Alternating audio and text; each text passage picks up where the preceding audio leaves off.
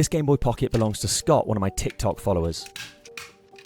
He wanted a modern backlit IPS display and USB-C charging for his Game Boy Pocket, which we didn't want to change on the exterior in any way. And why would you? This silver is really nice. And so is this green on the inside on the PCB. I'm always surprised by how vibrant these colors are. First thing to do is to remove the original power input from the board. I start by using my solder sucker, and then I move on to using some solder wick to clean up the rest. Jiggling those pins with my needle nose pliers. I'm adding some solder to this particular pin because it didn't all come off, so I'm just trying again.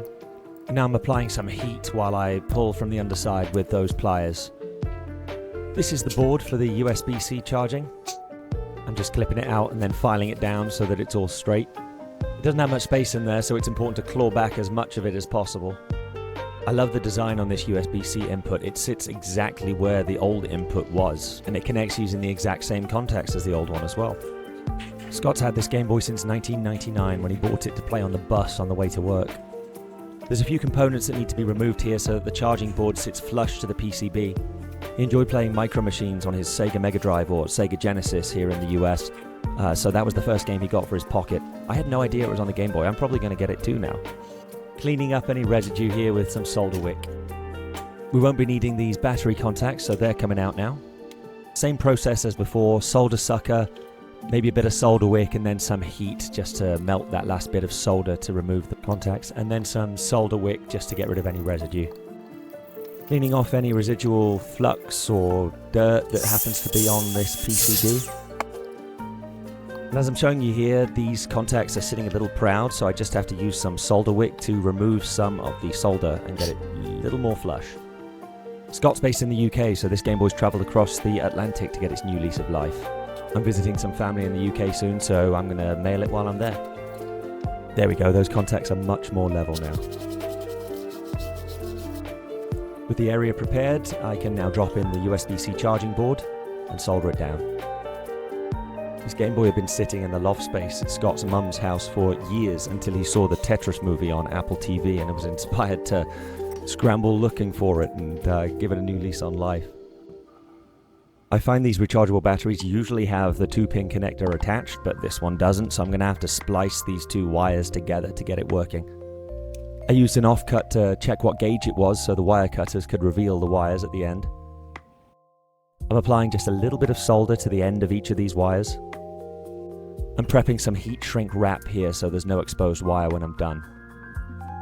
I'm connecting those wires and then waving my soldering iron above that heat shrink wrap just to get it to close up around that connection.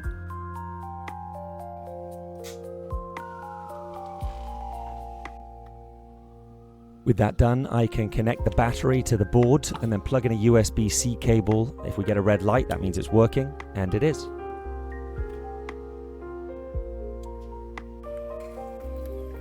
The buttonholes are where much of the dirt from outside of the Game Boy gets inside the shell into the PCB, so I'm giving these buttons and the button membranes a good clean.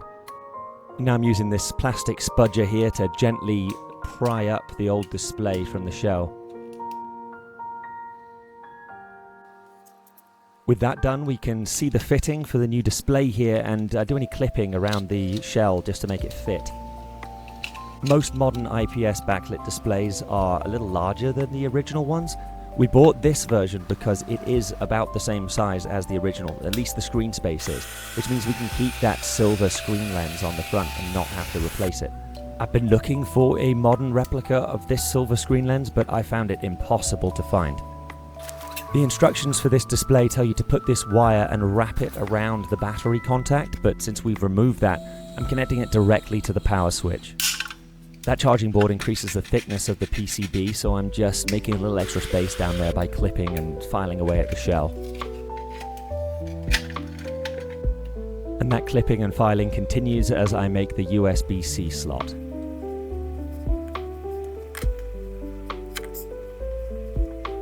Before I pull it all together, I'm just doing some cleaning around those buttonholes, the USB-C slot, microfiber cloths on the display and the screen lens.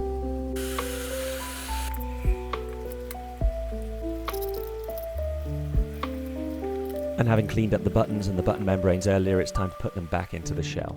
And now I can drop in the display, the speaker, the board, and I can check that USB-C input to make sure the hole is big enough. Now we can screw that board in place and move on to the back shell where we need to cut around the battery compartment to make the battery fit. It's important to make sure there are no sharp edges that might puncture the battery, and then I like to put down some capped-on tape just to seal the bottom of that hole.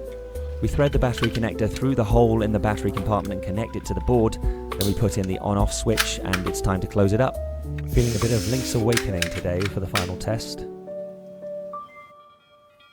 And there it is. I'm so glad we were able to keep the original screen lens intact and the shell.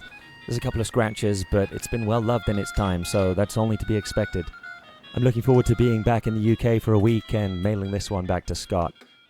See you soon.